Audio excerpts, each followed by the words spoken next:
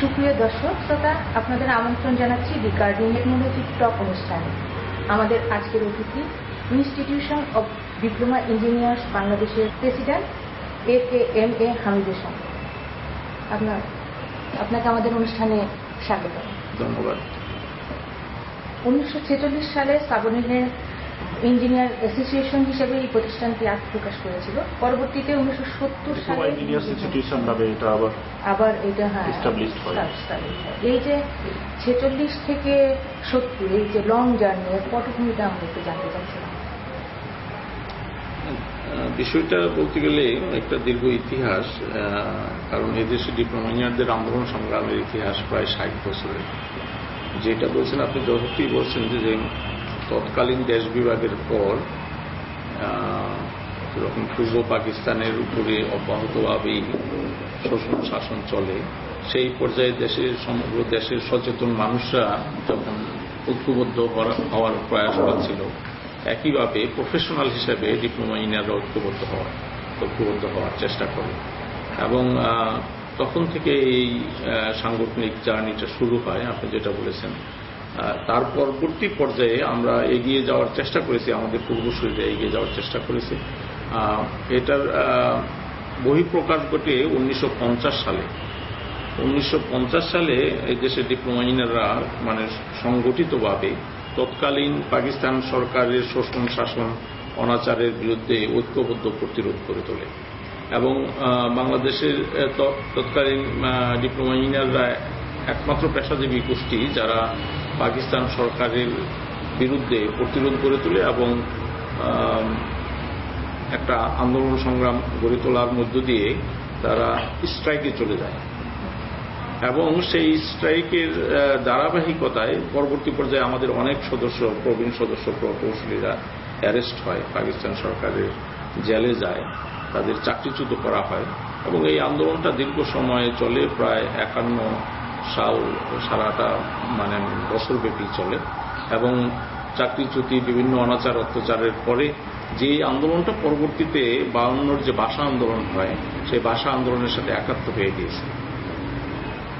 তো এরপরে মানে তৎকালীন পাকিস্তান আমলে দীর্ঘদিন ওই অনাচারের প্রেক্ষিতে সাংগঠনিক কার্যক্রম সীমিত ছিল, অনেকটা ঘরোয়া পরিবেশের মধ্যেই ছিল।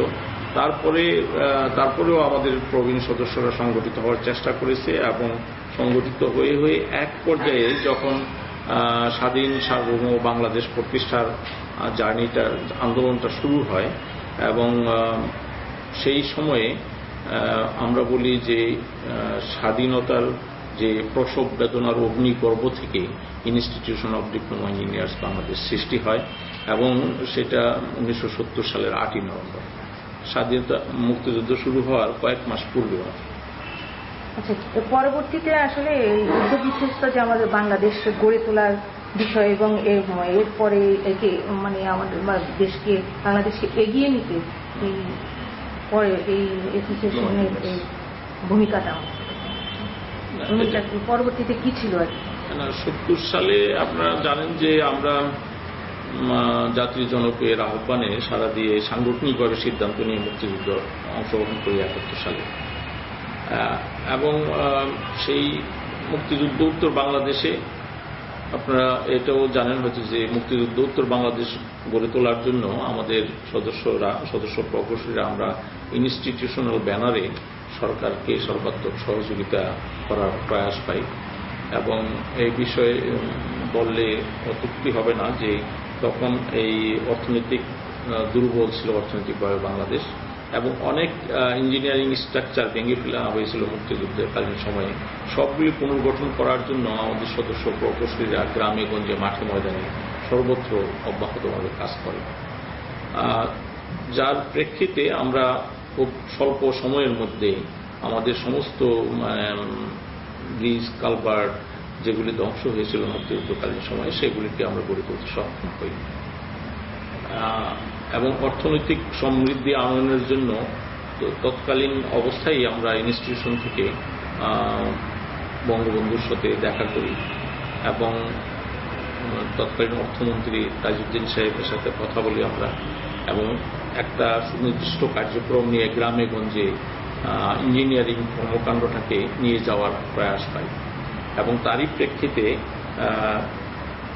উপজেলা পর্যায়ে কার্যক্রম শুরু হয়, উন্নয়ন উৎপাদন কার্যক্রম শুরু হয় এবং সেখান থেকেই এদেশে ইঞ্জিনিয়ারিং উন্নয়ন উৎপাদনের কার্যক্রমটা বেসটা গড়ে ওঠে।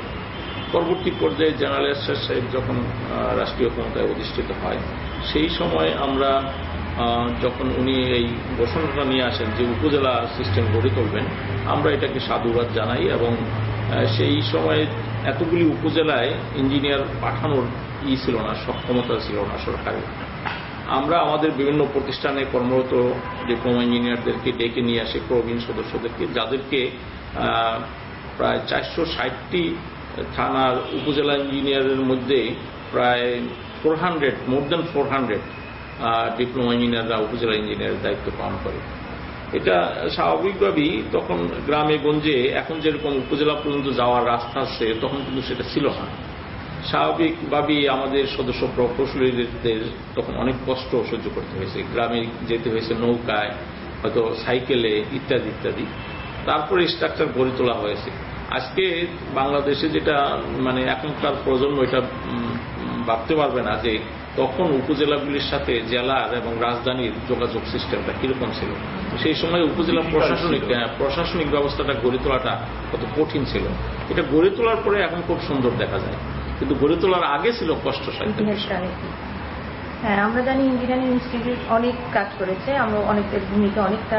আরেকটা কথা জানতে চাচ্ছিলাম যে সরকারি অর্থের অপচয় রোধে এর একটা আইডিবির একটা বিশেষ ভালো একটা ভূমিকা আছে, এই সম্পর্কে একটু।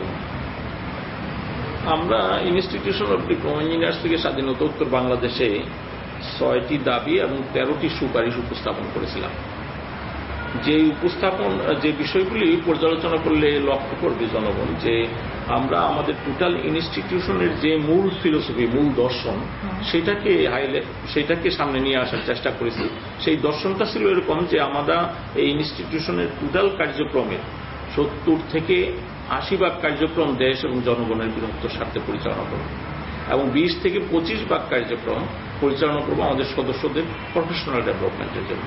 এবং আমরা তাই করেছি। আমাদের ওই 6 দফা দাবি 13টি সুপারিশের মধ্যে পর্যালোচনা করতে এটা স্পষ্ট হবে যে আমরা আমাদের ওই ফিলোসফি দর্শনকে ঠিক রেখে দেশ এবং জনগণের বৃহত্তর স্বার্থটাকে সংরক্ষণ করার চেষ্টা করেছি এবং বক্তব্যগুলি সেইভাবে নিয়ে আসছি। এবং এই আপনারা জেনে আনন্দিত হবেন যে প্রেসিডেন্ট এরশাদ সাহেব যখন ক্ষমতায়, তখন আমরা একটা বিশাল সমাবেশ করেছিলাম ঢাকায়। তখন এখানে আমরা উপস্থাপন করেছিলাম বক্তব্য। সেই বক্তব্য উপস্থাপনের প্রেক্ষিতে প্রেসিডেন্ট এরশাদ একটা ন্যাশনাল কমিটি গঠন করেছিল যে অপচয় অপব্যয় রোধ করা যায় কিভাবে, ইঞ্জিনিয়ারিং কর্মকাণ্ড সহ বাংলাদেশের সামগ্রিক উন্নয়নে এই অপচয় কিভাবে রোধ করা যায়, দুর্নীতি কিভাবে রোধ করা যায়, সেই বিষয়ে একটা ন্যাশনাল কমিটিও হয়েছিল। তখনকার প্ল্যানিং কমিশনের সদস্য ডক্টর ইউসুফ জাইয়ের নেতৃত্বে আমি এবং আমাদের তখন আমি জেনারেল সেক্রেটারি ছিলাম অ্যাডমিনিস্ট্রেশনে, তখনকার প্রেসিডেন্ট শফিউদ্দিন সরকার সাহেব সহ আমরা এই কমিটির সদস্য ছিলাম। কিন্তু দুঃখজনক যেটা সেটা হলো যে সরকারের ভিতরে একটা প্রতিক্রিয়াশীল চক্র ছিল। তারা মনে করলো যে সেই কমিটি যদি কাজ করে তাইলে সরকারের ভিতরে যে সীমাহীন অপচয় চলতেছে, বিভিন্ন অপচয় চলতেছে, এই মুখোশগুলি উন্মোচিত হয়ে যাবে অনেক লোকের। সেই প্রেক্ষাপটে সেই কমিটিকে 3-4 মাস কাজ করার পরে চূড়ান্ত রিপোর্ট দিতে আর দেয় নাই। এটা কোন মানে এইটার কথা বলছিলেন, কোন সময়?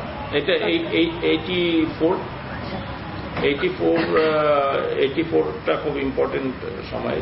প্রেসিডেন্ট এরশাদ সাহেব আমাদের একটা ন্যাশনাল প্রোগ্রামে আসছিলেন, সেখানে আমরা এই বিষয়ে উপস্থাপন করেছিলাম। উপস্থাপন করার প্রেক্ষিতে উনি উৎসাহিত হয়েছিলেন এবং উনি বলছেন যে এটা বন্ধ করতে হবে।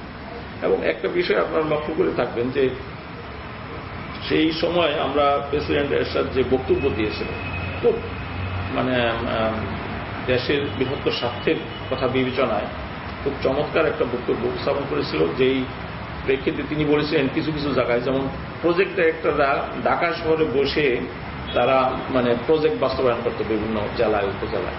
উনি বলছিলেন না, এটা হতে পারবে না। আমরা সাপোর্ট দিয়েছিলাম তাকে যে আসলে প্রজেক্ট ডাইরেক্টর যদি প্রজেক্টের সাইটে না থাকে, সেই প্রজেক্ট প্রজেক্টের মধ্যে অটোমেটিক অপচয় হবে। আর প্রজেক্টটা একটা সাইটে থাকলে, প্রেজেন্ট থাকলে সেগুলো অপচয় কম হবে। তো সেই আপনারা যে প্রস্তাবনাগুলো দিয়েছিলেন কথা, এর মধ্যে আমি অন্যতম মনে করি যে প্রাকৃতিক গাছ রপ্তানি বন্ধ করা, তারপরে হচ্ছে ব্রেন ড্রেন বন্ধ করা, তারপরে হচ্ছে দেশকে খাদ্যে স্বয়ংসম্পূর্ণ করা, সারফেস ওয়াটারের ব্যবহার বাড়ানো।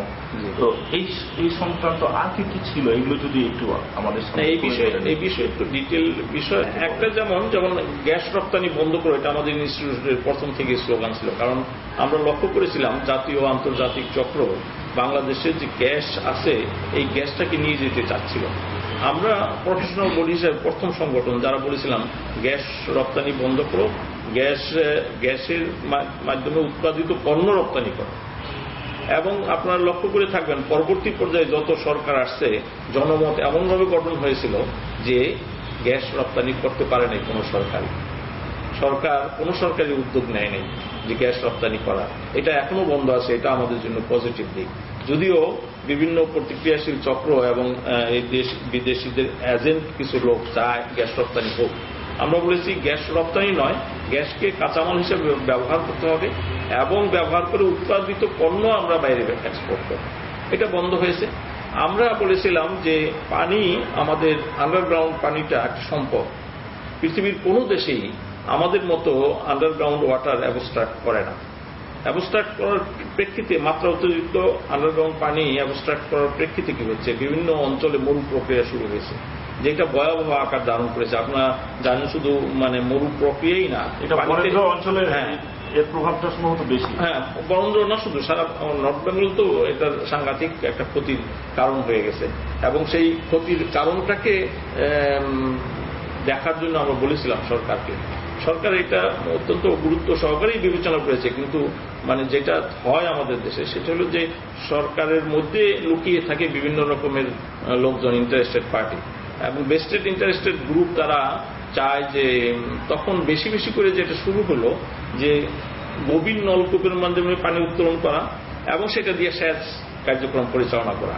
আমরা বলছিলাম সেচ কাজে সারফেস ওয়াটার ব্যবহার করতে হবে, গ্রাউন্ড ওয়াটারটাকে, আন্ডারগ্রাউন্ড ওয়াটারকে ড্রিঙ্কিং ওয়াটার হিসেবে ব্যবহার করতে হবে। কারণ অফুরন্ত পানি নেই মাটির নিচে, যে পানিটা আছে এই পানিটা শুধুমাত্র খাবারের পানি হিসাবে ব্যবহার করলে ভালো হবে। কিন্তু অ্যাবস্ট্রাক্ট এত বেশি করা হয়েছিল, পরবর্তী পর্যায়ে আর্সেনিক সমস্যা। আপনারা জানেন যে আর্সেনিক একটা ভয়াবহ থাবা বাংলাদেশে এখনো আছে। এটাকে যদি অ্যাবস্ট্রাক্ট করা বন্ধ না করা হয়, আন্ডারগ্রাউন্ড ওয়াটার যদি বন্ধ না করা হয়, সারা দেশ আর্সেনিকের কবলে পড়বে এবং সেইটা হবে আরো ভয়াবহ। কারণ আয়রন উঠে আসলে জমির উৎপাদনশীলতা কমে যাবে এবং আমাদের সমস্ত প্রোডাকশন, কৃষি উৎপাদনগুলি ক্ষতিগ্রস্ত হবে। সেই প্রেক্ষিতে আমরা এই সারফেস ওয়াটার অ্যাবস্ট্রাক্ট করা বন্ধ করব, সারফেস ওয়াটার ব্যবহার করার কথা বলছি। আর আন্ডারগ্রাউন্ড ওয়াটারটাকে আন্ডারগ্রাউন্ড ওয়াটারের বিষয়ে আমার একটা প্রশ্ন হলো যে এই মুহূর্তে আমরা যেটা দেখি যে বরেন্দ্র অঞ্চলে যেখানে একটা ফসল হতো সারা বছরে, এখন এই আন্ডারগ্রাউন্ড ওয়াটার ব্যবহার করে রাউন্ড দ্য ইয়ার সারা বছর ফসল হচ্ছে, 3-4টা ফসল হচ্ছে, সারা বছর জমিতে উর্বরতা পাচ্ছি আমরা। একদিকে হচ্ছে যে ফসল বন্ধ হয়ে গেলে তার ইম্প্যাক্টটা কি হতে পারে, আর যদি আমরা এভাবে চালিয়ে যেতে থাকি আর্সেনিক সহ অন্যান্য যে ইম্প্যাক্টগুলো হচ্ছে এবং ইমিনেন্ট, সেগুলোর ব্যাপারে আমরা এখন একটা ডিলেমার মধ্যে দিয়ে যাচ্ছি। তো সেক্ষেত্রে আপনার স্পেসিফিক সাজেশনটা কি? না, এখানে আমরা পরিষ্কার বলতে চাই যে এই মুহূর্তে মনে হচ্ছে আমাদের কাছে যে এটা খুব ভালো রেজাল্ট দিচ্ছে, এটা মনে হবে, কিন্তু ইন দ্য লং রান এটা ক্ষতিগ্রস্ত হবে দেশ। সেই কারণে আমরা বলেছিলাম যে শুধুমাত্র আন্ডারগ্রাউন্ড ওয়াটার নয়, যেখানে যেখানে সম্ভব আমাদের সারফেস ওয়াটার নিয়ে যাওয়া উচিত হবে। কিছুদিন আগে আপনাদের উদাহরণ দিয়ে বলতে পারি, পাঞ্জাবে গিয়েছিলাম, আমাদের একটা সার্ক ডিপ্লোমা ইঞ্জিনিয়ার্স ফোরামের কনভেনশন হলো পাঞ্জাব থেকে আমরা অন্য একটা প্রদেশে গেলাম। যাওয়ার পথে আমরা লক্ষ্য করলাম যে অরুণাচল থেকে সেখান থেকে পানি নিয়ে আসা পাঞ্জাব টোটালটা ইরিগেশন করেছে এবং এই যে ইরিগেশন সিস্টেমটা ইন্ডিয়া ডেভেলপ করেছে, তাদের থেকে আমাদের শিক্ষা নেওয়া উচিত। আন্ডারগ্রাউন্ড ওয়াটার উঠায় না, সারফেস ওয়াটার ব্যবহার করে আমাদেরকে অবশ্যই এই ইরিগেশন সিস্টেমটা গড়ে তুলতে হবে। আর এই মুহূর্তে অনেক ভালো মনে হচ্ছে, কিন্তু ইন দ্য লং রান আমাদের পরবর্তী প্রজন্মের জন্য আমাদের জন্য ক্ষতির কারণ হবে। সেই কারণে আন্ডারগ্রাউন্ড ওয়াটার অ্যাক্সেস অবস্ট্রাক্ট করা যাবে না, কোনো মতেই যাবে না। সরকার, বর্তমান সরকার সিদ্ধান্ত নিয়েছে, আপনারা লক্ষ্য করেছেন যে সারফেস ওয়াটার অতিরিক্ত ব্যবহার করার ক্ষেত্রে সে মানে নিষেধ করেছে। এটা একটা পজিটিভ দিক। এবং ইতিমধ্যে আপনারা জানেন যে আমরা দীর্ঘদিন বলে আসছিলাম যে সারফেস ওয়াটার ব্যবহার করা, নদীগুলিকে যথাযথভাবে ব্যবহার করা, নদীর প্রবাহ রক্ষা করার জন্য নদীর কোনো মালিকানা ছিল না বাংলাদেশে, এখনো নাই। নদীর মালিক কোনো সময় বলে নদীর মালিক হলো ওয়াটার ডেভেলপমেন্ট বোর্ড, কোনো সময় মালিক হলো ডিসি সাহেবরা, কোনো সময় মালিক হলো পুলিশ সাহেবরা, আবার কোনো সময় মালিক হলো ইউনিয়ন কাউন্সিলের মেম্বার, কোনো সময় মালিক হইল জেলা পরিষদ, এক এক সময় এক এক রকম মালিক। আবার ওয়াটার আইডব্লিউটিসি কারণ নদী ব্যবহার করে তো সবাই মালিক, ফলে কেউই মালিক না।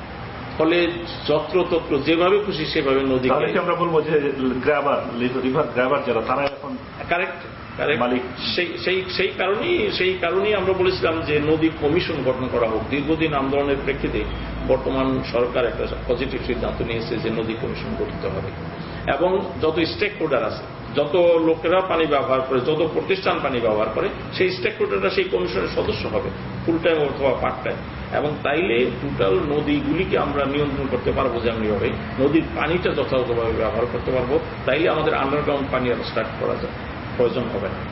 এবং সেই দিক থেকে খেয়াল করে এটা মানে খুব দ্রুত বাস্তবায়ন হওয়া দরকার। আমরা আজকেও বলি যে সরকারের উচিত হবে যে নদী কমিশন গঠনের মধ্য দিয়ে ইমিডিয়েটলি আমাদের সারফেস ওয়াটার ব্যবহার করার কার্যক্রমটা শুরু করতে হবে, এবং সকলকে এই মানে অ্যাবস্ট্রাক্ট করা, আন্ডারগ্রাউন্ড ওয়াটার অ্যাবস্ট্রাক্ট করা বন্ধ করতে হবে। এবং আন্ডারগ্রাউন্ড ওয়াটারটা শুধুমাত্র ইমার্জেন্সির কারণে আমাদের জরুরি পরিস্থিতি মোকাবিলার জন্য রাখতে হবে। ইভেন আমেরিকাতে অ্যাবস্ট্রাক্ট করে না এইভাবে, কারণ তারাও রেখে দেয়, তাদের গ্যাস রেখে দিয়েছে, তাদের তেল রেখে দিয়েছে, তারা তেল মানে করে ইম্পোর্ট করে নিয়ে যায়, অথচ নিজেদের তেল আছে সেটা উঠায় না, নিজেদের পানি আছে সেটা উঠায় না। আমাদের উচিত হবে উন্নত দেশগুলির থেকে শিক্ষা গ্রহণ করা, শিক্ষা গ্রহণ করে আমাদের এগিয়ে যাওয়া উচিত। কোনো বেস্টেড ইন্টারেস্টেড গ্রুপ বিভিন্ন উদ্দেশ্য নিয়ে দেশে আসে, উন্নয়নের নামে চমক দেখায়, সেটা দেশের জন্য ক্ষতিকর হবে। সেই প্রেক্ষাপটে সবার উচিত হবে জনমত গঠন করা যে কোনো মূল্যে আমাদের অ্যাবস্ট্রাক্ট করা বন্ধ করতে হবে আন্ডারগ্রাউন্ড ওয়াটার, এবং সারফেস ওয়াটার ব্যবহার করতে হবে, এবং প্রয়োজনে সারফেস ওয়াটার রিজার্ভ রাখতে হবে। কারণ আমরা লিন পিরিয়ড যদি বলি 3 মাস 4 মাস লিন পিরিয়ড যখন পানি থাকে না, কিন্তু সারা বছরই তো পানি থাকে, নদীর দেশ বাংলাদেশ। আর এইটা বলাই বাহুল্য যে বাটির দেশ বাংলাদেশ, পানি এদিক দিয়েই প্রবাহিত হইতে হবে, কারো উপায় নেই আমাদের পানি তারা ঠেকায় রাখলে তাদের দেশের মানে সীমাহীন ফ্লাট হয়ে যাবে। তাই পানি আমাদের দেশের উপর দিয়েই প্রবাহিত হবে। এই পানিটা যখন বেশি প্রবাহিত রিজার্ভার হিসাবে ব্যবহার করতে হবে, এবং সেই জন্য আমরা গঙ্গা বাঁধের কথা বলেছিলাম। আমরা বলেছিলাম যে ব্রিজ করা হবে, ব্রিজের সাথে বাঁধগুলিও যেন করা হয়। আচ্ছা, আমরা একটু ঢাকার বিষয় নিয়ে, ঢাকা সিটি নিয়ে একটু কথা বলতে চাই। আমরা এমনিতেই শুনি, এটা ব্যাপক আলোচিত বিষয় যে ঢাকা আস্তে আস্তে বসবাসের জন্য অনুপযোগী হয়ে যাচ্ছে। এটা নানান কারণের মধ্যে একটা বিষয় আমরা আলোচনা করলাম, ওয়াটার সাপ্লাই আমরা এক সময় পর্যাপ্ত এখনই পাচ্ছি না, এক সময় তো সেটাও পাবো না। যত্রতত্র ডেভেলপমেন্ট, বিল্ডিং, অ্যাপার্টমেন্ট হচ্ছে, এই বিষয়গুলোকে যদি আপনি একটু বলেন। ঢাকা শহরের বিষয়ে আপনারা জানেন যে ঢাকা শহর যে বাসবাসের অনুপযোগী হয়ে যাচ্ছে, এই বিষয়টা এখন যেমন আমারই মিরপুর থেকে আসতে প্রায় 1.5 ঘন্টা 2 ঘন্টা লেগেছে, আপনাদেরকে অপেক্ষা করতে হয়েছে। এই যে সময়টা গাড়িতে চলে যাচ্ছে, যদি আমার মতো একজন ক্ষুদ্র মানুষের 4 ঘন্টা চলে যায় রাস্তা, শুধু মানে ইনস্টিটিউশনে আসা যাওয়ার জন্য, সময় পাবে কোন সময় মানুষ কাজ করা? এই যে ভয়াবহ যানজট সৃষ্টি হচ্ছে, এইটা একটা ভয়াবহ সমস্যা এখন এই মুহূর্তে। আমাদের সমস্ত জনশক্তি রাস্তায় খায় ফেলতেছে, রাস্তায় অপচয় হয়ে যাচ্ছে। এটাকে মানে যে কোনোভাবে এটাকে মানে রোধ করতে হবে। এটাকে কিভাবে করা যায়? আমরা এই ব্যাপারে বলেছি যে যানজট নিরসন কোনো মানে একটা সমস্যা হিসাবে দেখলে হবে না, সামগ্রিক একটা মানে পরিকল্পনা তৈরি করতে হবে। ঢাকা শহর এখন ক্যাপিটাল, ঢাকা শহর শহর বাণিজ্যিক শহর, ঢাকা শহর ইন্ডাস্ট্রিয়াল শহর। এই তিনটা বিষয়কে এক জায়গায় রাখলে এই ভয়াবহ যানজট হইতেই থাকে, কোন রকম ভাবে মুক্তি দেওয়া যাবে না। আমরা বলি ঢাকা শহরকে আপনার রাজধানী রাখবেন, ওকে, আর বাকি দুইটা সরাইতে হবে। যদি সরাইতে না পারেন তাইলে এই যানজট মুক্তি হবে না। আমরা ডাবল স্টোরেজ ট্রিপল স্টোরেজ করতে পারি রাস্তা, তাও কিন্তু সমাধান হবে না, কারণ মানুষ তো আসতেই থাকবে অব্যাহতভাবে। 16 কোটি মানুষের এই দেশ মানে খুব শীঘ্রই 20 কোটিতে রূপান্তরিত হবে। ঢাকা শহরে মোর দেন 1 কোটি মানুষ আছে। এটা মানে পানি দিবে থেকে আমরা এখনো ঢাকা ওয়াসা পানি দেয়, অধিকাংশ পানি আন্ডারগ্রাউন্ড ওয়াটার। মানে এটা ভয়াবহ রূপ নিবে আগামী যে কোনো সময় আর্সেনিক সমস্যা দেখা দিবে। কারণ আপনারা লক্ষ্য করে থাকবেন যে এইভাবে মানে পানিটা মানে যদি মানে করা হয়, একটা ঢাকা শহরটাই আর্সেনিক মুক্ত এখনো আছে, কিন্তু চতুর্দিকে যেহেতু আর্সেনিক আছে যে কোনো সময় করবে ঢাকা শহর। কারণ পানির যে আন্ডারগ্রাউন্ড ওয়াটারের যে রানিং মানে ক্যাপাসিটি আমরা জানি 360 দিনে 300 ফিট অতিক্রম করে। তাইলে যে কোনো সময়ই ঢাকা শহর করে ফেলতে পারে। আর যদি করে তাইলে এই 1.5 কোটি 1 কোটি মানুষকে আপনার কি খাওয়াবেন? আমরা কি খাওয়াবো? সেই কারণে এই মানে সারফেস ওয়াটার ব্যবহার করার কথা আমরা বলছি, সারফেস ওয়াটার ঠিক করে সরবরাহ করার কথা বলেছি যে এটা ইমিডিয়েটলি সরকারকে উদ্যোগ নিতে হবে, এবং ইতিমধ্যে বর্তমান সরকার পজিটিভ দৃষ্টিভঙ্গিতে নিয়ে এগিয়ে যাচ্ছে। যদিও এটা খুবই পুয়ার, আরো অনেক বেশি সারফেস ওয়াটার ব্যবহার করতে হবে এবং আন্ডারগ্রাউন্ড ওয়াটার অ্যাবস্ট্রাক্ট করা বন্ধ করতে হবে। শুধুমাত্র ক্রাইসিস মোমেন্টের জন্য এটা রাখতে হবে, তা না হয় ভয়াবহ ক্ষতির কারণ হবে। সেই কারণেই অযোগ্য হয়ে যাবে। একসময় যদি মনে করেন মোমের থেকে উঠা সকালবেলা একদিন দেখলো ঢাকা শহরে মানে অর্ধেক ঢাকা শহরে আর্সেনিক পানি উঠতেছে টিউবওয়েল থেকে, মানুষগুলি যাবে কোথায়? আমি একটু ভিন্ন প্রসঙ্গে যেতে চাই, সেটা হলো আরো যে বিষয় আছে ঢাকা শহরে বসবাসের অনুপযোগী, সেটা হলো ঢাকা শহরে 26টা খাল ছিল আগে, এখন খুব স্বল্প সংখ্যক খালের অস্তিত্ব পাওয়া যায়, আর যেগুলো আছে সেগুলো খুব ন্যারো হয়ে গেছে। এই খালগুলি আবার ঢাকা ওয়াসা করেছে কি আপনার কনডুইট করে দিয়েছে, পাইপ বড় বড় পাইপ করে দিয়েছে, ফলে এইটা ক্লিন করা যাচ্ছে না। এইগুলি ক্লিন করতে না পারার কারণে জলাবদ্ধতা সৃষ্টি হচ্ছে। একটু বৃষ্টি হইলে নৌকা চলে ঢাকা শহরে, যেইটা মানে আগামীতে আরো কঠিন হবে। কিছুক্ষণ আগেই আমরা যেটা আলাপ করতেছিলাম যে ডিসচার্জ পয়েন্ট ঢাকা শহরের চতুর্দিকে এই যে বৃষ্টির পানি যাবে কোথায়, ডিসচার্জ পয়েন্টগুলি কত দূরে এবং সেখান থেকে পানি যেতে কত সময় লাগে, তাইলে মানে 4, 5, 6 ঘন্টা 8 ঘন্টা 10 ঘন্টা ঢাকা শহর জলাবদ্ধতা পড়ে থাকবে। উত্তরণের একটাই উপায়, খালগুলি আমাদের উদ্ধার করতে হবে।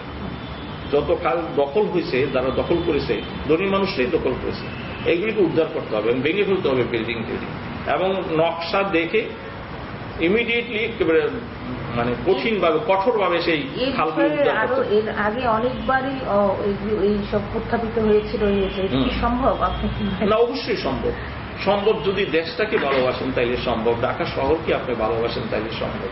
আর তা না হয় যেটা মানে আগে কথা হয়েছিল একবার যে ক্যাপিটালটা গাজীপুরে নিয়ে যাওয়ার, মানে হয় আপনি ঢাকা শহরের এই সম্পদ, সীমাহীন সম্পদ এখানে ইনভেস্ট করা হয়েছে, সেটাকে যদি রক্ষা করতে চান, ঢাকা শহরবাসীকে যদি ঢাকায় থাকার মতো পরিবেশ সৃষ্টি করে দিতে চান, তাইলে কঠোর হইতে হবে কিছু লোকের জন্য।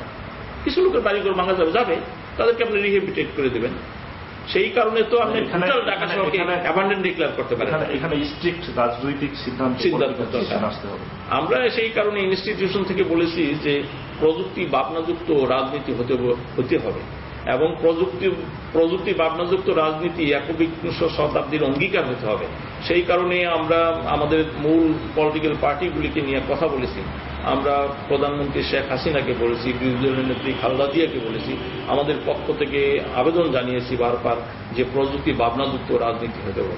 ভাবনাহীন প্রযুক্তি চিন্তাহীন রাজনীতি শোষণের হাতিয়ার হয় এবং প্রযুক্তি যথাযথভাবে ব্যবহার না করার কারণে সেই প্রযুক্তি মানুষের ক্ষতির কারণ হয়। আজকে মানে খুব সহজে ডিপ টিউবওয়েলের মাধ্যমে পানি উঠানো যায়, এটা প্রযুক্তি। এখন এই প্রযুক্তি আপনি মানে অ্যাবস্ট্রাক্ট এই প্রযুক্তি ব্যবহার করে আন্ডারগ্রাউন্ড ওয়াটার বেশি করে অ্যাবস্ট্রাক্ট করে আপনি মানুষের ক্ষতি করবেন নাকি ভালো করবেন? প্রযুক্তিকে যদি ভালোভাবে ব্যবহার করতে হয় তাইলে সারফেস ওয়াটার ট্রিট করেন, সরবরাহ করেন। আর এখানে প্রযুক্তি চিন্তাযুক্ত রাজনীতি দরকার। সেই কারণে সঠিক সিদ্ধান্তটা নিতে হবে। কারো কথায় কিছু মানে সুবিধাবাদী, এখানে ওই মানে ঢাকা শহরে অ্যাবাউট 400 টিউবওয়েল আছে সরকারি, বেসরকারি অ্যাবাউট মানে কাছাকাছি এরকম। এতগুলি টিউবওয়েল চলে, আপনি চিন্তা করেন আন্ডারগ্রাউন্ডে সাক করার মাধ্যমে কি অবস্থা হয়েছে। মানে নিচে পানি নাই, 1000 ফিট নিচ থেকে পানি উঠানো হচ্ছে এখন। এইটা যে নিচে যে ব্যাপনটা সৃষ্টি হয়েছে, আমাদের ভাগ্য ভালো যে ঢাকা শহরের মানে সার্ফেস লেভেল থেকে 50-60 ফিট সলিড মাটি আছে। এটা এখনো দর্শে নাই, দৈশা করে নাই। যে কোনো সময় দৈশা করতে পারে, কারণ নিচে তো ব্যাপন হওয়ার কারণে দৈশা করতেই পারে। এইটাই বিষয়। এবং এইটা শুধু মানে পৃথিবীর অনেক দেশে উদাহরণ আছে। টোকিওতে জাপানে ডেল্টা এরিয়া আছে, একটা টোকিও ডেল্টা এরিয়া, সেইখান থেকে পানি অবস্ট্রাক্ট করার প্রেক্ষিতে সেই 3 মিটারের নিচে ওই শহরটা ডেবে গেছে। জাপান গভর্নমেন্ট ওইটা ওয়াল করে সেই শহরটাকে রক্ষা করতেছে। এরকম অনেক দেশের উদাহরণ আছে। আমরা আলোচনার পর্যায়ে একটু সমসাময়িক বিষয় নিয়ে কথা বলতে চাইব যে আপনি একজন সাধারণ সিটিজেন হিসেবে, এই দেশের সাধারণ সিটিজেন হিসেবে গত বছরটাকে, অর্থাৎ আমরা যেটা পার করলাম কিছুদিন আগে 2013 সালকে কিভাবে দেখেছেন? 2013 সাল ভালো খারাপ মিলিয়ে শেষের দিকে এসে খুব ভয়াবহ মানে অবস্থার মধ্যে আমরা ছিলাম, এখনো আছি। এটা শুরু হয়েছে গত বছরের শেষে এবং 14 সালের প্রথম, যেই অবস্থায় আমরা পড়ে আছি যে সমগ্র জাতি এর থেকে মুক্তি চায়। রাজনীতির একটা সংকটের কারণে সমগ্র জাতি কিন্তু আজকে হতাশায়, নতুন বছরের প্রত্যাশা, হতাশায় নতুন বছরের প্রত্যাশা ভুলে গেছে। নতুন বছরে ভালো কিছু পাবে এই আশা মানে তারা করে না এখন আর। কিন্তু এটা কি হওয়া উচিত? আমরা প্রফেশনাল অর্গানাইজেশন করি, রাজনীতি সম্পর্কে আমাদের কথা বলা উচিত না। কিন্তু মানুষের বাতের কথা বললে, কাপড়ের কথা বললে, অন্য বস্ত্রের কথা বললে, সেটা যদি রাজনীতি হয়, সেই রাজনীতি না করে কি উপায় আছে? এটা প্রত্যেক ঘরে ঘরে রাজনীতি, সেই রাজনীতিতে না করে উপায় নেই। কিন্তু আমরা প্রফেশনাল করি, আমরা ক্ষমতার রাজনীতি, রাষ্ট্রের রাজনীতি, ওই রাজনীতি করি না। এবং যদি রাজনীতি হয় সেই রাজনীতি আমরা করি। এবং সেই কারণে বলতে চাই, মানুষকে তার কর্মসংস্থানের সুযোগ দিতে হবে, কাজ করার সুযোগ দিতে হবে। অবরোধ দিয়ে আপনি মাসের পর মাস রেখে দিলেন, এটা কি হয়? এটা কোনো রাজনীতি হল? আপনি মানে গতকালকেও শুনলাম কয়েক জায়গায় বাসে আগুন দিচ্ছে। এইটা মানুষকে নিয়ে তো রাজনীতি করবেন, মানুষ মেরে ফেলে রাজনীতি হবে কিভাবে? এটা তো হইতে পারে না। আর যেই বিষয়টা নিয়ে মানে আমাদের 2টি বড় রাজনৈতিক দলের মধ্যে দ্বন্দ্ব, সেটা হলো মানে প্রতি 5 বছর পরে পরে হচ্ছে। সেটা হলো একটা সময় ক্ষমতার পালাবদল যখন হবে, নির্বাচন বিষয়টা নিয়ে দ্বন্দ্ব সৃষ্টি হয়। আমার প্রশ্ন হচ্ছে যে যদিও আমরা রাজনীতি করি না, যে এইটার একটা পার্মানেন্ট সলিউশন হওয়া দরকার। পৃথিবীর কোনো দেশে তো 5 বছর পরে পরে আন্দোলন করে সরকার পরিবর্তন করা লাগে না। পৃথিবীর কোনো দেশে তো নির্বাচন নিয়ে 5 বছর পরে পরে করা লাগে না। পৃথিবীর অন্য উন্নত দেশগুলি যেভাবে করে, আমাদেরকে সেই সিস্টেমে যেতে হবে, যাতে আমাদেরকে প্রতি 5 বছর অন্তর একটা ভয়াবহ আন্দোলন সংগ্রামের মধ্যে দিয়ে, জ্বালাও করার মধ্যে দিয়ে, এইবার কয়েক হাজার গাড়ি প্রাইস আমরা খুব কষ্ট পাই। অ্যাজ এ ইঞ্জিনিয়ার এইটার পিছনে জনগণের, আমরা যেহেতু গাড়ি তৈরি করি না, আমরা ইম্পোর্ট করি, জনগণের অনেক কষ্টার্জিত অর্থ ব্যয় করে এইগুলি আমাদের ইম্পোর্ট করা হচ্ছে। এই গাড়িগুলি আমরা ক্রয় করছি। গাড়ি কোন গাড়িগুলি করছি? বেশিরভাগ হল গণপরিবহনগুলি। এইটা দুর্ভাগ্যজনক। গণমানুষের রাজনীতি আমরা করি, অথচ গণমানুষ যেটা ব্যবহার করে সেটাকে পড়াই হয়। রাজনীতি তো উল্টা হয়ে গেল। আপনি তো মানে যাদের জন্য রাজনীতি করেন তারা যেটা ব্যবহার করে সেটাকে প্রটেক্ট করতে, কিন্তু সেটাকে প্রটেক্ট না করে সেখানে যদি আঘাত করেন, সেটা তো দেশের মানুষের কল্যাণে যায় না রাজনীতি। আমি আশা করতে চাই এবং প্রত্যাশা ব্যক্ত করি, আগামী বছর বা যে বছর শুরু হলো, অনেক প্রত্যাশা নিয়ে আসছে আমাদের জাতির সামনে, অনেক আশা আকাঙ্ক্ষা বাস্তবায়িত হোক। আমরা চাই প্রথম হলো রাজনৈতিকভাবে সমস্যার সমাধান হোক পার্মানেন্টলি, যে এখনই আমাদের যাতে প্রতি বছর 5 বছর অন্তর এই সরকার গঠন নিয়ে যেন আন্দোলন না করতে, এটা একটা সলিউশন হওয়া দরকার। 2 নম্বর হলো যে মানুষের ভাত কাপড়ের কর্মসংস্থান করে দেওয়ার একটা ব্যবস্থা করতে হবে, কর্মসংস্থান সৃষ্টি করতে হবে। এবং এই কর্মসংস্থান সৃষ্টির জন্য আমাদের ইনস্টিটিউশন, আপনারা জানেন যে আমরা কাজ শুরু করেছি DCCI এর সাথে একটা যৌথ কার্যক্রম শুরু করেছি। আমরা 500 ইঞ্জিনিয়ারকে এন্টারপ্রেনার হিসাবে তৈরি করতে চাই। প্রশ্ন হচ্ছে যে ইঞ্জিনিয়ার কেন, শুধু ইঞ্জিনিয়ার না। আমি জাস্ট এই প্রসঙ্গে আসতে চাচ্ছিলাম যে আমরা এই আলোচনার প্রায় শেষ অংশে চলে আসছি। শেষ অংশে এসে জানতে চাই যে ডিপ্লোমা ইঞ্জিনিয়ার্স ইনস্টিটিউশন তার সদস্যদের জন্য কি ধরনের কাজ করে, তার ওয়েলফেয়ার, স্কিল ডেভেলপমেন্ট, আমরা জানি যে আপনারা অনেক সময় ট্রেনিং করান, সেই বিষয়গুলো যদি আমাদের সামনে। হ্যাঁ, এই মানে প্রথমেই যেটা বলেছিলাম আপনাদের মনে আছে যে আমরা আমাদের সদস্যদের জন্য 20 থেকে 25 ভাগ কার্যক্রম পরিচালনা করি, যেটাও চূড়ান্ত বিশ্লেষণে দেশ এবং জনগণের বৃহত্তর স্বার্থে পরিচালিত হয়। আমরা আমাদের সদস্য প্রকৌশলীদের যে পেশাগত সমস্যা আছে এটা দেখার চেষ্টা করি, যদিও এই দেশে গরিব মানুষের জন্য, সাধারণ মানুষের জন্য, খেটে খাওয়া মানুষের জন্য, সংখ্যাগরিষ্ঠ মানুষের দিকে তাকানোর কেউ নাই। সংখ্যাগরিষ্ঠ মানুষকে ডিপ্রাইভ করে এক শ্রেণীর, উচ্চ শ্রেণীর মানুষকে অধিক মানে সুবিধা দেওয়ার প্রয়াস চলে, বিলিয়নিয়ারের বাড়ছে। কিন্তু সংখ্যাগরিষ্ঠ মানুষ, এদেশের কৃষক, শ্রমিক, যাদের রক্তে ভেজা অর্থনীতি, তাদের প্রতি অ্যাটেনশন দেওয়া লোক খুবই কম বাংলাদেশে। এবং সেই কারণেই বাংলাদেশের 80% ইঞ্জিনিয়ারিং কর্মকাণ্ড এই ইনস্টিটিউশনের সদস্যরা পরিচালনা করে। কিন্তু দুর্ভাগ্যজনকভাবে সেই 80% সদস্য প্রকৌশলীর দিকে, 80% কার্যক্রম যারা পরিচালনা করে তাদের দিকে অ্যাটেনশন দেওয়ার কেউ নাই। এবং সেই কারণে আপনারা লক্ষ্য করবেন যে একটি বিতর্কিত গ্যাজেট 2008 সালে হয়েছে, সেই গ্যাজেটের 2টা সেন্টেন্সকে সংশোধন করতে আন্দোলন করা লাগতেছে এই ইনস্টিটিউশনের 4 লক্ষ সদস্যকে প্রায় 6 মাস, 1 বছর। এটা একটা মিনিস্ট্রি সাফিসিয়েন্ট, সেইটা নিয়ে আন্দোলন করা হচ্ছে, অনেক রক্ত, অনেক শ্রম, অনেক অর্থ, অনেক শ্রম ঘন্টা নষ্ট হয়েছে। মানে একটা ক্রিয়েটেড সমস্যা। রাজুক একটা মানে গ্যাজেট জারি করেছে, যেই গ্যাজেটে এদেশের সংখ্যাগরিষ্ঠ প্রকৌশলীকে অস্বীকার করা হয়েছে। সেই অস্বীকার করার প্রতিবাদে, অথচ বাংলাদেশে ইঞ্জিনিয়ারিং শিক্ষা ব্যবস্থায় degree engineering, diploma engineering, tradesman, এই 3 ধরনের 3 টায়ার ইঞ্জিনিয়ারিং এডুকেশন আছে। সবাই ইঞ্জিনিয়ারিং কর্মকাণ্ড পরিচালনা করে, যে যেই পর্যায়ে কাজ করে তাদেরকে সেই পর্যায়ে স্বীকার করতে হবে। কিন্তু diploma engineering certificate government issue করে, কিন্তু তাদেরকে ইঞ্জিনিয়ার হিসেবে অস্বীকার করার একটা প্রয়াস চলে। আপনাদের সংখ্যার দিক থেকে যদি আমরা বিবেচনা করি বা ব্যাপ্তির দিক থেকে দেখি, তাহলে তো মানে আপনাদের যে বিচরণ বা বাংলাদেশকে এগিয়ে নেওয়ার ক্ষেত্রে ইঞ্জিনিয়ারিং সেক্টরের যে ভূমিকা, সেটা তো মেজর রোলটা আপনার না। শুধু আপনি দেশের এমন কোন ইঞ্জিনিয়ারিং কর্মকাণ্ড নেই যেখানে ডিপ্লোমা ইঞ্জিনিয়ারদের হাতের ছোঁয়া ছাড়া বাস্তবায়ন হয়। এমন কোন প্রতিষ্ঠান নাই ডিপ্লোমা ইঞ্জিনিয়ারদের ছাড়া বাস্তবায়ন হয়। আপনি যে কোনো লেটেস্ট ডিজিটাল বাংলাদেশ গড়ার যে প্রয়াস চলছে, এই ডিজিটাল বাংলাদেশ গড়ার যে মানে উদ্যোগ জননেত্রী শেখ হাসিনা নিয়েছে, এটা বাস্তবায়ন করতে পারে শুধুমাত্র ডিপ্লোমা ইঞ্জিনিয়ার। এবং আমরা প্রবক্তা, আমরা প্রভাকেট করেছি, আমরা অনুরোধ জানিয়েছি মাননীয় প্রধানমন্ত্রীকে ইনস্টিটিউশন থেকে যে আপনি প্রযুক্তিকে, তথ্য প্রযুক্তি ব্যবহারের মাধ্যমে মানে প্রযুক্তিকে গ্রামের মানুষের কাছে নিয়ে যেতে হবে, প্রযুক্তির সেবা পৌঁছে দিতে হবে। এবং প্রযুক্তির সেবা গ্রামের মানুষকে পৌঁছে দেওয়ার জন্য একমাত্র হাতিয়ার হতে পারে ডিপ্লোমা ইঞ্জিনিয়ার। এছাড়া আর কেউ নেই যে গ্রামে নিয়ে যাবে মানুষকে, মানে প্রযুক্তিকে নিয়ে যাবে।